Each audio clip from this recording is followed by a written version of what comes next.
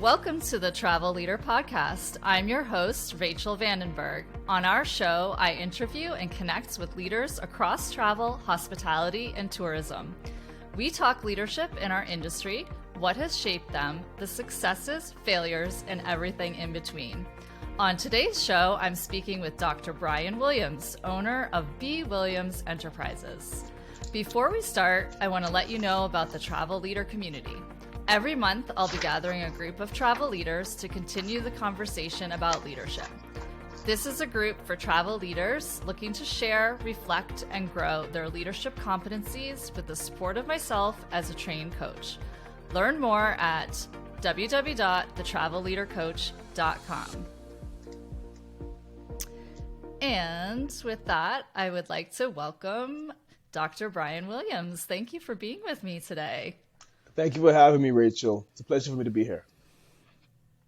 So we were just talking, we met at the Chatham Bars Inn in Cape Cod last year. That's right. And I actually not met you, but that was the second time I actually got to see you speak. The first time you did a little preview during COVID for the New England Inns and Resorts Association. That's right. I remember that.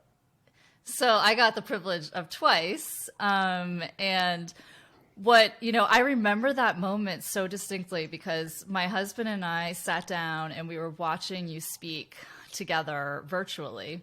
And we were sitting in our restaurant and, at the time we were really kind of struggling, especially in the restaurant, with how to hold our team accountable for certain things.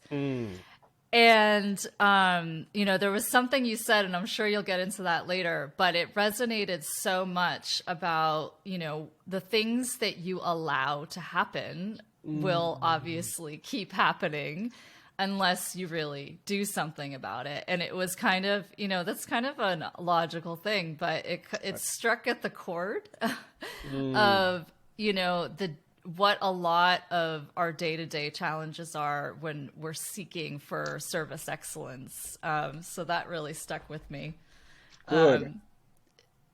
So we'll get into a lot more about that. So to start us off, could you give us a bit of an introduction of yourself, and especially what is the red thread throughout your leadership career? So absolutely. So, I was born and raised in the Caribbean, so that's where the accent came from. I'm proudly born and raised specifically in St. Thomas in the U.S. Virgin Islands. And so that's primarily a tourism-based island, right? And so I grew up working in hotels, luxury hotels, primarily Ritz-Carltons, actually, Ritz-Carlton properties. Had 17 different roles, from dishwasher to busboy to housekeeping to room attendant to bellman, doorman. Eventually, I was a corporate executive for the Ritz-Carlton Hotel Company. I was the global corporate director of training and quality. So I oversaw all the training and learning for their portfolio, opened lots of hotels and restaurants and spas. And over the last 16 and a half years, I've had my own company where my team and I get to help other companies with their culture. So service excellence, leadership effectiveness, organizational development, that whole thing. I've had large teams, I've had small teams, now we have a more of an intimate team with some highly trained specialists who do what they do. But to answer your question, the common thread is really, I'll just quote John Maxwell. People don't care how much you know until they know how much you care. That's my common thread. That is, what I take from that is that your actions and your behaviors, you really have to show, that you actually care with those. And can you say something about how that developed? I mean, you've mentioned you've had 17 different roles, right? At the Ritz-Carlton, for example. So right. What along the way, kind of developed that caring attitude that you carry? Honestly, I love to say I was just born that way, but that'd be lying. I can't lie on the Travel Leader podcast. That would be sacrilegious. Yeah. Really, what it is, Rachel, is that I was very fortunate to have very caring leaders who gave me opportunities and extended grace to me when I messed up, who saw potential in me and invested in me and mentored me. So I was the beneficiary. What you see here Mm, today is a manifestation of a lot of other people, leaders throughout my career, caring about me deeply, who wouldn't let me do less than what they felt was my best. You know what I mean? So yes. oftentimes like you did something and full well deep down in your heart that you didn't give your best, but other people still applaud you for it. But deep down, like, I didn't give my best. Yeah. Well, I was fortunate to have leaders who was like, dude, that wasn't your best. You can do better than Mm, that. And they called me out. You see? mm, So, oftentimes as leaders, we tell our teams what to do, but really, the more effective way, in my opinion, is to let them be the recipient of what you want them to do for others. So, in your right. business, you have a hotel. If you want your staff to learn the guests' preferences at the Sun and Ski Inn, the most effective way is for you to learn your staff's preferences so they can Yes. feel what it's like to have their preferences learned and acted on. It makes it much more likely that they'll do it for others. Yes. Yeah, the word that comes up is modeling, right? Like modeling the behavior you want to see. Yeah. And what I really like about what you said as well is that caring, caring doesn't just mean blowing steam, at someone, or like just boosting their ego. Caring also means calling them out, when they maybe could do better. Preach That's it. what I heard from you. Preach it, Rachel. Yeah. You heard it. No, that's what it is. I mean, you can tell if I care about you, and you can tell if I don't care about you. You can tell. I don't even have to Yes. say. I don't even have to say, Rachel, I care about you. For you to know I care about you. I don't even have to say, Yes. Rachel, I don't care about you. For you to know I don't care about you. It will ooze out of Yeah. me. It'll be very obvious very quickly. If I really care about you, I'll know what your dreams are. I'll know what your Hmm. goals are, which may not have anything to do with the company that we're in. But if Right. you feel like I care about you as a person and your family and your goals and your aspirations, and if I invest in your dreams, then you will be much more likely to help me with my objectives as your leader. Yeah. Absolutely. Yeah, I like how you're giving the examples of what caring means because, that's sometimes, it's a word that we hear used all, over and over again, but what does that actually mean in behavior? And behavior is what actually makes transformation, right? It makes things happen for That's right. sure. Perfect. So speaking of making things happen, what is for you the impact that you want to make on the travel industry specifically? The impact, ooh, I think it really transcends the travel industry, but ultimately what I really want is that word hospitality. May I use hospitality as a synonym for travel? Yes, absolutely. Okay. So the root in hospitality is really to be hospitable. That means to care for others, Mm, caring for people who you don't know. That's really what hospitality means. To be welcoming and kind to people you don't know. That's really what it mm, is. That's the essence of it all. I guess the impact I want to leave on the world really is that everyone is a VIP, no matter who they mm-hmm. are. If you have the privilege of doing something for someone else, that's a VIP, right? Whether that's you're a guest or repeat guest, whether that's your spouse, whether that's your child, whether that's your neighbor, right? Whether that's somebody in your community. The whole idea is that what I would love, the impact or the legacy I would love to leave is that you remove your you just put on a blindfold really, not knowing anyone's socioeconomic status, not knowing their ethnicity, not knowing their age, their religious affiliation, their sexual orientation. You don't know anything about them, but you just know they're a person. They're a child of God. Therefore, I would give them my best. That's the impact I would like to leave. That's really Yeah. the essence of what I'm talking about. And anything I'm talking about, whether it's a leadership conference I'm doing, or I'm speaking on stage, or a keynote, the real essence I'm talking about is treat people with love.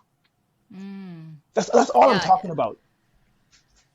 Before you even said the word love, that was what kind of came to my mind, that, and what you're really talking about is it's not just what you do for your work, it's your life purpose is about spreading love and not just showing people love, but that you said, and you actually said this earlier, is actually that people feel it, and that they take it and it really almost becomes part of them, and that they know that you see their humanness, and that in that moment, and this is something I think really authentic about you. I remember the conversation we had after you spoke at the Chatham Bars Inn.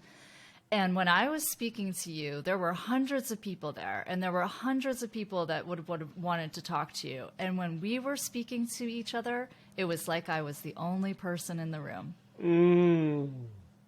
And, that is you authentically showing your purpose. So I want to acknowledge that, because that really came across to me.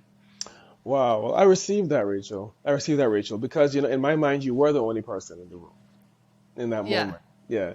And if you're talking about travel industry, hospitality industry, that's the goal, that every person you are taking care of, who you're serving, should feel like they're the only person in the room, even if there's a line of 30 people Yes. and you're interacting with that person for 10 seconds. Excuse me. Yeah. It should feel that way. Need some water. Yeah. Go for it. Yes. Yeah, definitely. So I'm gonna just shift gears a little bit. If someone, the people around you who have worked with you, how would they describe you as a leader?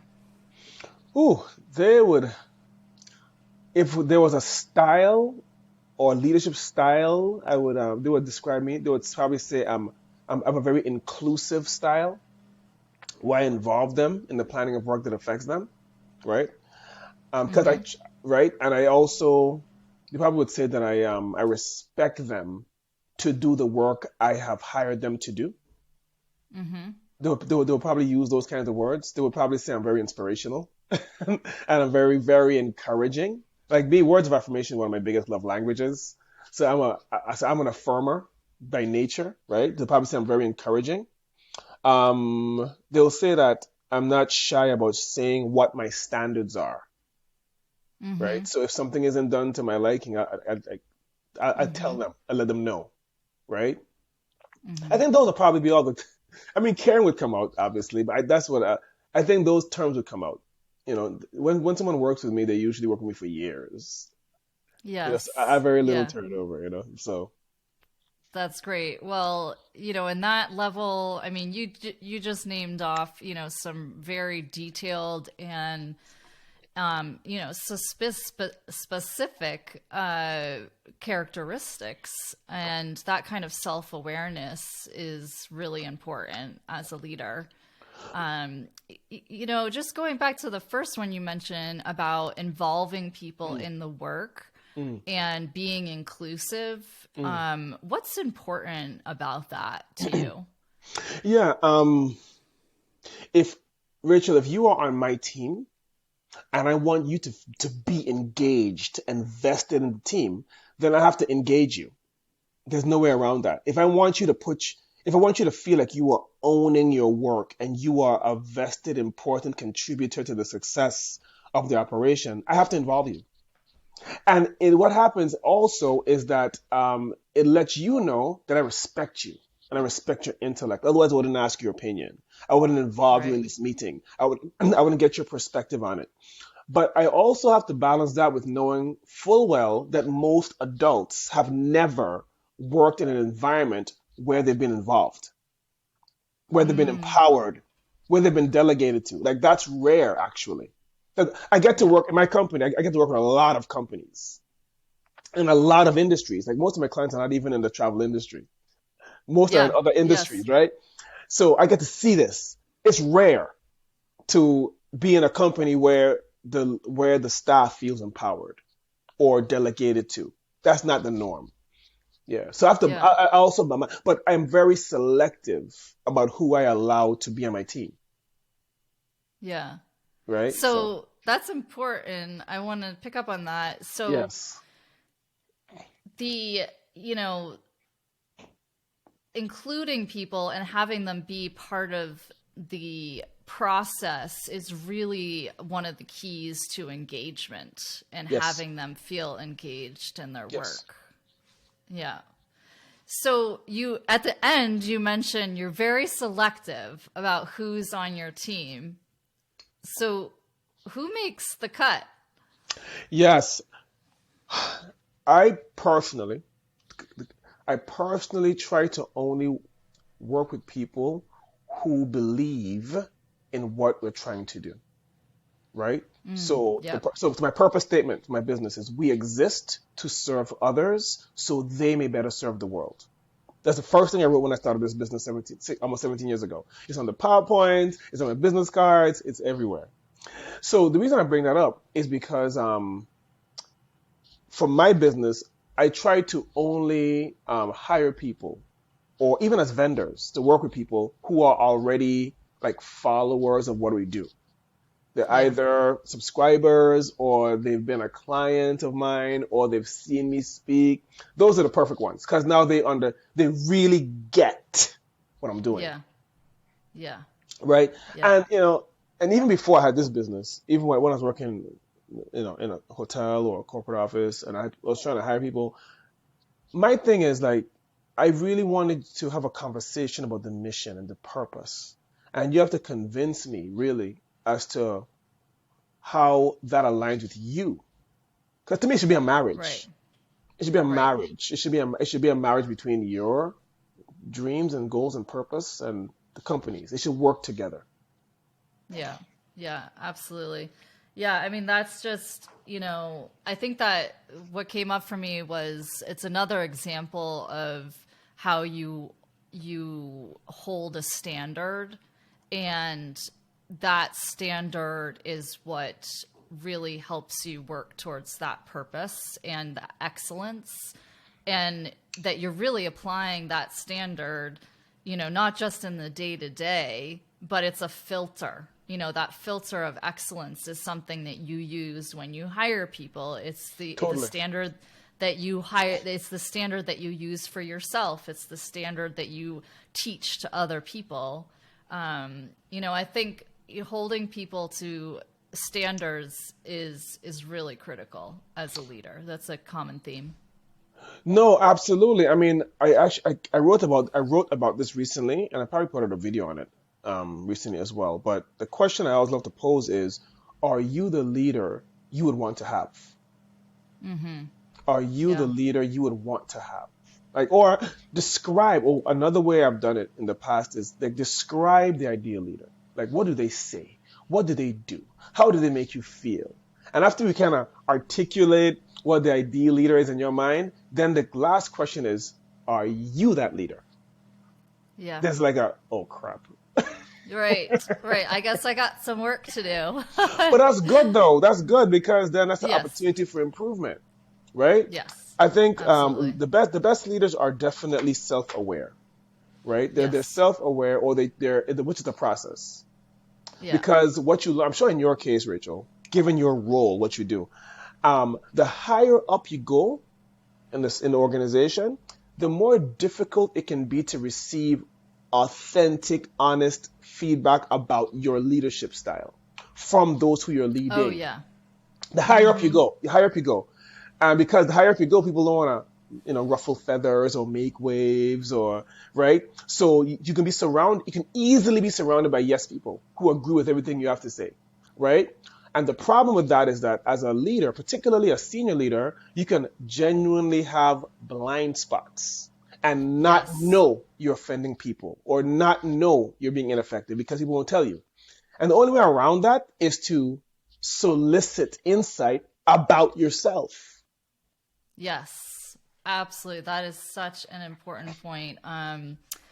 it reminds me of there's that book Radical Candor, and which is a lot about giving feedback and the way to effectively do that. And she talks about in her book, it's first you have to start with soliciting feedback.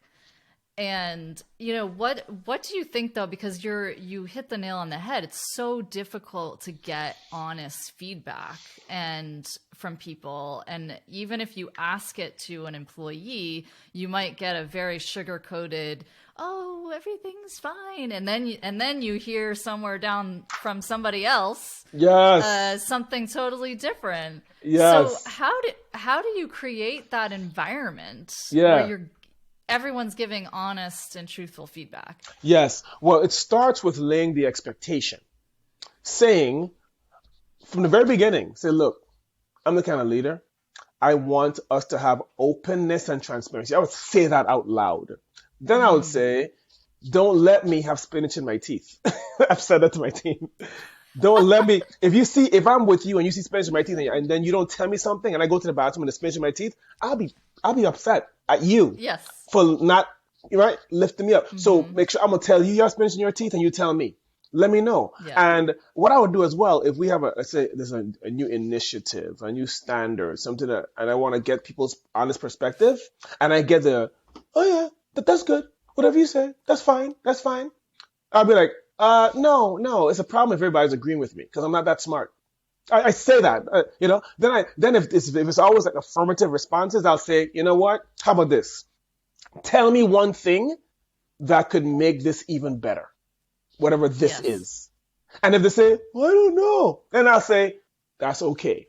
But tomorrow I'm going to ask you the same question. Yes. And I'm going to keep asking. And you better coming up with something. No, I say, I'm going to keep asking until you give me an answer. Yeah. See, people need to know that it's like, they can't just brush it away. If you're a leader and you're serious about receiving feedback, then you have to be persistent about it. Because again, most adults have never worked in a place where the leader's asking them for feedback. Right. This is very, very rare. Yeah, and I think where often people go wrong and the trap in this is that if you ask for the feedback and you don't really mean it and you don't follow through on the feedback, then you have modeled the behavior. Well, I'm going to ask you for feedback, but I'm not going to take that feedback anyways. So then the next time you ask it, they're like, well, they don't care what I think anyways, Exactly. so I'm just going to keep my mouth shut. Yeah, or if you're defensive when you get the feedback, or if you're retaliatory. I mean, there's all kinds of things there, right? That can be very, very ugly. So no, I think creating a psychologically safe space where people are comfortable speaking up is paramount. And it's even more relevant, Rachel, as the workforce has gotten younger, because they genuinely want to feel involved. I'm talking about, I'm saying, like mid-30s and younger, especially that group. All groups, but especially that mid-30s and younger group, they'll be disengaged like that if they don't feel like they can be honest and open up and give and speak freely. They'll rather go somewhere else to work. They'd rather not work, actually, because they refuse to go somewhere where they hate their job. Because they grew up, that younger group, they grew up in homes, oftentimes, where they heard their parents complaining about work every day. And they said to themselves, that's not going to be me. Right. Exactly. Yeah. So I'm going to rewind a little bit back to early days of Bryan. When was it that you first felt like a leader? You know what was so interesting? I remember I was 15 years old. That was like a first hotel job. And I was a dishwasher / restaurant busboy. And within a few months of my job, a new person came into the restaurant. And the maitre d' asked me to train that person. And I was like, that's me. Because this is like a really opulent restaurant. It was like no prices on the menus kind of place. It was very, very high end. And I was like, wow, you're trusting me with that responsibility for this new person in this place where the expectations are sky high. I guess a couple could easily spend $500 or $600 on dinner. Mm-hmm. So you're trusting this 15-year-old kid to train somebody else, right? So that's when I first Right. felt that way. I first felt that way.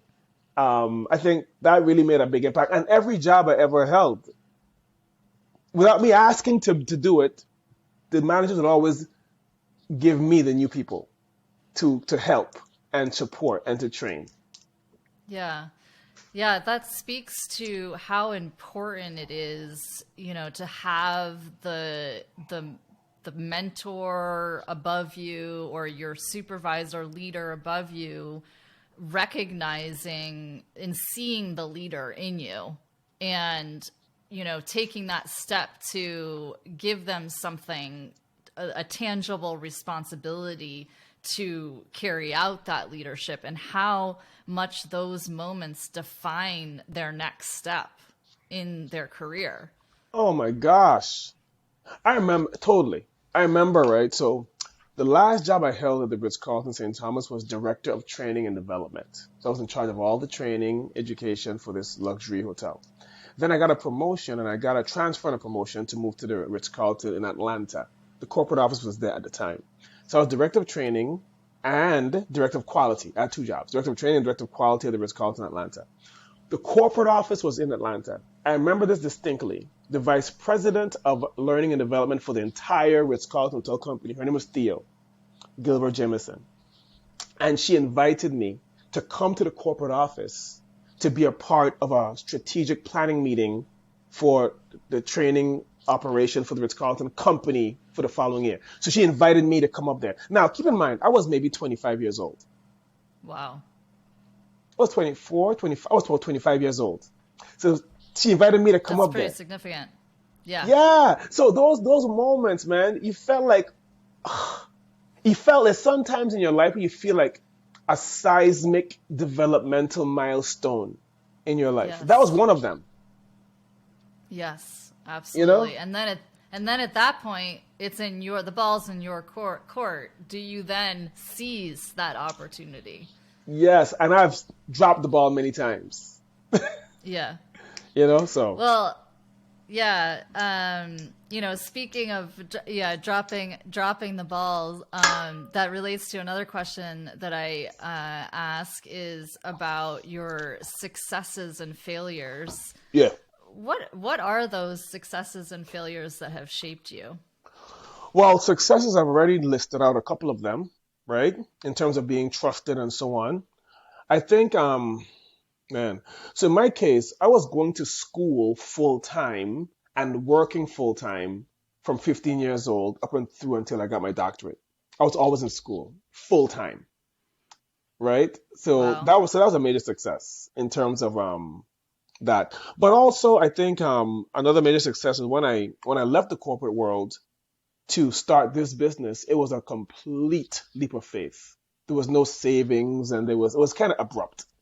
So like literally 1 month, like September 2006, at a corporate job. And then by October 2006, I wanted to make the same salary I was making on my own. And it worked. I actually made more. But so that was a major success. Because sometimes when you're put in a situation where like you have to fly, like you jump off a cliff and you have to fly, there's no I hope or I'll try or we'll see how it goes. There's none of that. It's this will work. It's not like I'll try to make Right. it work. It's amazing what happens in your brain and to your body when you've given yourself no other choice but to succeed. Like it was either I remember telling myself this and my wife this, who's a saint. I said to her, I have two choices. This is going to succeed or this is going to succeed. Like I meant it. There was no two other ways about it. Are you still there, Rachel? Yes, I'm still here. Yep. It Okay, broke okay, up yeah. just a little bit, but Yeah. And in terms of failure, I mean, gosh, I can give you so many, but I don't want to bore you with all the failure. But I'll give you one. Yes? yes, give it to me. Okay. So I remember. Okay, I'll give you this one. So I was maybe 18 years old. So yeah, about 18 years old, and I was a banquet server. I was a banquet server, And at a beach resort, you have, people, there's banquets on the beach all the time. They literally set up the tables on the beach. I'm sure that you've seen these, right? Where they set up the banquet on the Yep. beach. Yeah. So the director of the banquet director one day came to me and he said, you know what, Brian, I've been noticing how you work with such passion in your job, and et cetera, et cetera. I want you to be my right hand tomorrow in setting up this big banquet on the beach. It was a major gala. He wanted me to help him set up like the set up, schedule the assignments with the staff and where the table's going to be, like really help him. And that's a big deal. So I'm excited. So now in St. Thomas, you can go out drinking and stuff from 18. I was Oh 18. wow. And Yeah. the nightclubs stay open until 4 a.m. So I decided to go out and celebrate. And because the clubs close at 4, I have to stay until 4. Like, why would you leave any earlier, right? Who does that, right? So I just Right. So your boy, Rachel, so your boy stayed up partying hard. Like I was partying hard until 4, and I was supposed to get to work at 9 a.m. I woke up Oh. I woke up at 10. Oh. So I came into work and I gave this barrage of excuses about this happened. I'm so sorry. And he looked at me and he just turned and he just said to me, I was counting on you. And he walked away. Oh, my heart Mm. fell out of my body. And I was like, oh, for sure, I'm going to get fired. For sure. It was Yeah. a major drop ball. But I didn't get written up. The following week, another opportunity came up and he gave me another opportunity again, a very similar opportunity. Now, this time I seized it, but there's something to be said that if you see potential in somebody, don't give up on them easily. Yes. So Yes. I've had multiple times when I've dropped the ball, multiple times. And fortunately, leaders saw tremendous potential in me and just continued to give me opportunity. And I wouldn't be here today without them. Yeah, I mean that speaks to, I mean, as a leader, when you're nurturing your teams, that you have to show them that one failure doesn't ruin everything, right? And that you can get other opportunities to prove yourself. And you have to believe that yourself too, that like one failure doesn't define you. You can come back from that. Yes, and as leaders, we have to be open about sharing our own failures with our teams, Yes. right? Yeah, We don't, absolutely. enough leaders don't do that. We don't talk about this time when I had this pitfall. Well, last week I should have done this and I messed up. Forgive me. I'm sorry. Like we don't do that Right. enough. No, absolutely not. Yeah. Key. So when is a moment that you have underestimated yourself? Ooh, underestimated myself. Gosh. Well, there's been some of those. I remember, so one of the things we do keynotes, conference, consulting, and all that, but we also have our own events. I feel like you know that, right? We also do our own Yes. events. Okay. Yep. So first events we did were like in Spain and London and a few places, and they were usually 1 day events. And then the first like 2 day conference with speakers and that whole thing. The first time we did it was in Baltimore in November 2016. A lot of work went into it, a lot of planning, a lot of money went into it. And the event itself, the guests loved the event, but we lost a whole lot of money. Like, I have a small business, so a whole lot of money is a big That deal. hurts. That Hurt, oh hurts. my Yeah. gosh. I'm talking about like, 20, 30,000, like Eh. lost big money for me, right? Then I decided, you know what? We're going to persist. We're going to keep doing this. So I told my wife, guess what? Doing this same event again in May in Phoenix. So we did the same event again in Phoenix in May. Great accolades. People loved it. Lost even more money. I Oh said, God. we can't give up. Can't give up. So then we calibrated, we thought some things, understood the value of sponsorships and expect Yeah. all that stuff. And then we did it again that October in Annapolis, Maryland. Finally made money. Finally turn a profit on it. And then we've done several events since then, and each time it's been they make money and they're a major part of our business. So the point is, the first two times were like would the first time would make most people not do it ever again, Yeah. and to do it Yeah. twice in two big failures, financial failures in 6 months is a catastrophic blow to someone, right? But kept persisting.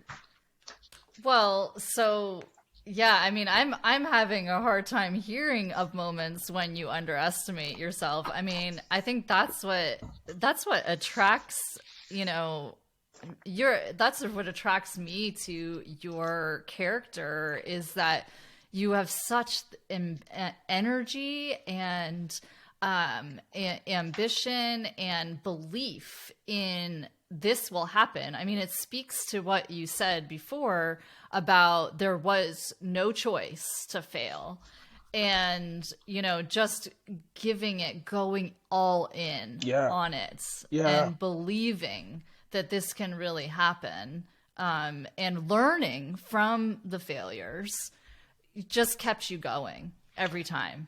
Yes, honestly, let me just say this to build on what you just said. Oftentimes, as leaders, as people, overall, as people, we have to realize that the only thing preventing us from achieving the goals we set forth is is stopping too soon. Like, if you don't stop, like that's literally it. Just keep going until you succeed. It's not Yes. over until you succeed. It might take longer, right? You might have to Yes. pause. You might have to pick yourself up. You might shed a tear. You might have to lock yourself in your Right. bedroom for a day. But keep going though. Like if you Yes. don't stop, at some point you'll be successful. So I was doing my dissertation, right? And the dissertation, right? It's a big research project you have to do for your doctorate. And it's a book you have to write. It's a research book, basically. And it's a 5 chapter book. And the first 3 chapters are called the proposal.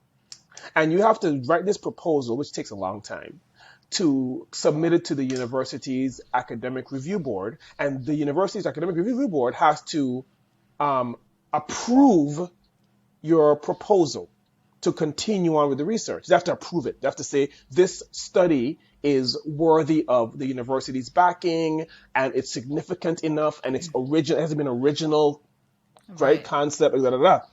Mine was rejected 5 times. Oh, Each time it's like it takes you months and months and months to do one.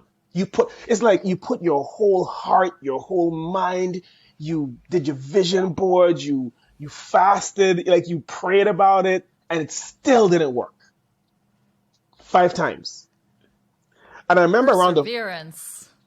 about around the fourth time, I said to myself, you know what? I'm gonna keep redoing this. I'm gonna keep submitting it until they approve it. That was my strategy. That's a great example. I have never done a PhD. I cannot imagine, but that must have really built that perseverance a lot, that experience. Oh yeah, yeah. I mean, God already had other example. He took Yeah. me through other things up until that point, but that was a big one. That was just a further proof that oftentimes success and goal achievement is really the result of not stopping.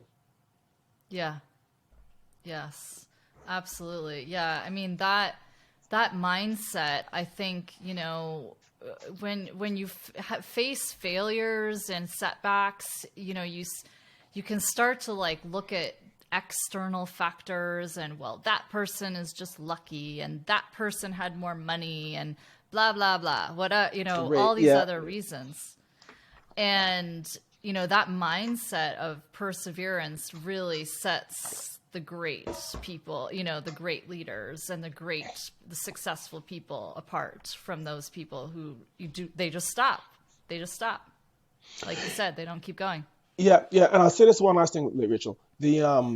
As a leader, it's very likely that you have people on your team who has never had someone believe in them like that. They've never had anyone. Yes. Like you could very well be the first person in their entire life that's ever told them, you can achieve that. Like you can do Yeah. this. Like I believe it. Then I've never had anybody say that to them ever in their life. Yeah. Yeah. Yeah. So, right. So as a leader, it's to me, it can have your leadership of someone can have generational consequences, positively or negatively. Yes, absolutely. That's such an important part, and that goes back to what we were talking about before, just the importance of that leader who's seeing things in somebody else and supporting them and caring for them. That's such an important part of being a leader, for sure. That's it. So, yeah. So, switching gears again Yeah. a little bit. I talk to others that I interview about what are some of the biggest challenges that they're having, and what would they ask if they had a board of advisors who could help them solve that challenge. And my last guest was Elaine Macy. It's a episode that's not aired yet, and she says and asks, how do we shape the next generation of hospitality people and leaders, especially in the new age after COVID and, after everything that we've been through? How do we shape them? And also with the technology challenges and opportunities that we have, and the generational differences and the polarization in our country, also on political matters. That's a little bit outside of this question, but related. But, so how do we shape that? And especially as much as you talk about the meaning of hospitality, how do we do that now in this next age moving forward? So the is your question about the team of advisors? Because I want to make sure that I'm answering the correct question. If you so I asked her that question, that's her challenge. And so it's as if you are the team of advisors, and you are giving her advice on how to shape the next generation. Perfect. Okay, I love it. My advice to her would be to, I think we kind of talked about it a little bit, would be to help each person view who they're working with and taking care of as their customer, right? But view it beyond the scope of a business. Like really look at it in your home. Who is your guest, right? In your community, who is your guest? At church, who is your guest? Yeah, to think about if you just viewed everyone that way, which assumes that you value people, and not Yeah. everyone values people, which is one Yes. of those things that people don't want to discuss, but it's the truth. Not everyone values people, Yeah. right? So Yeah. it's an assumption. So I think it's always been the case, but I think genuineness and authenticity are so, in my opinion, so much more important right now to attract and retain great people, Yeah. right? Like fluff is just gone, right? So I think the advice would be to challenge people, challenge people coming into the industry, challenge people who are in the industry to view everyone around in their ecosystem, in their network as guests. And if you really viewed them as your most important guests, what would you say to them? How would you treat them? Right. How would you think about them? It's not something you turn on when you come to work. Right. And it's also like just connecting them to their caring nature in them. And, not just that, like you said, it doesn't turn on or turn off when you come to work, like how would you care for your child? How would you care for a loved one? And extending that as a way of being, that's the way you are as a person all the time. Yeah. And honestly, a quick aside, but I believe that you really don't have to teach people to care for others. I think everyone knows how to do that intuitively. I think everybody, if I said to you, your favorite actor or actress or your favorite relative is coming to your house, what would you do to make them feel comfortable? You would tell me. You would say, well, you're going to open the door for them. You're going to help them with their bag. You're going to find out what they like to eat or drink. I believe in my heart, I could be wrong, but I believe that every single human being knows how to be caring and hospitable with someone who they feel is important. Yes. If I perceive you as valuable, if I perceive you as important, I will treat you that way. Mm-hmm. The only thing here that we're talking about when talking about hospitality is assuming everyone is that person, assuming everybody's important. Yes. If we all assume everybody was important, then you wouldn't have to teach people to smile and give eye contact and open doors. It becomes obvious. But the reason the reason you have training is because not everybody believes that. No, and I think you sometimes have to make the connection, right? Like connect people to feeling that. Yeah, yeah. And also there's something that we haven't talked about yet, which you and I know intuitively, but not everybody should be in the hospitality industry. Right. Well, that's one of the conclusions I'm drawing from, what you're talking about is that sometimes it can't be felt. It can't be taught. Some people, it's just like they don't want to. Like, I know you can send me to all the classes and listen to all the, Brian Williams keynotes you want. But I don't like to serve people. Right. Or even from a leadership perspective. There are a lot of people who are in leadership roles who don't like to lead people. Right. They never have, they never will. They can read all the leadership books, they listen to all the leadership TED Talks, go to all the leadership conferences, but they genuinely don't like to lead people. Yeah. And they can't say that out loud. They have to say that in pillow talk with their significant other, but they can't say it out loud, kind of thing. So again, goes back to what you said initially, self-awareness. And I think life is too short to lie to yourself every day. Then it affects your mental health. It affects your emotional health. Yeah. Sometimes and your physical you just health. have to be honest. You have to just be honest with yourself about what's right for you. Yeah. Yeah. Or one of the beautiful things about the hospitality and travel industry is that there are multiple roles. Because you don't have to be at the front desk. You don't have to be in a guest-facing role. Right. Yeah. No matter what you're into, you can find a job like that in this industry. If you like playing the harp, you can play the harp. Right. Literally. If you like to fix plumbing, you can do plumbing. Yeah, exactly. So I've got one more question to close with today. If you had everything that you needed right now, what vision would you pursue for yourself? Ooh. If I had everything I needed right now, what vision would I pursue for myself, you saying? Mm-hmm. Oh my gosh. Well, it's a lot of things. I think the big vision I would love is if my family could own and operate a portfolio of VRBOs around the world. Yes. Because I'm a hotelier by trade. So owning and operating a whole portfolio of VRBOs would be amazing and giving people a phenomenal guest experience. I think from a professional standpoint, that would be it. From a personal standpoint, I think what I would love to do if I had everything I needed and not thinking about money or anything would be to just really, really, really, really evangelize the beauty and honor of serving others. Right? And really and sharing that in a big scalable way.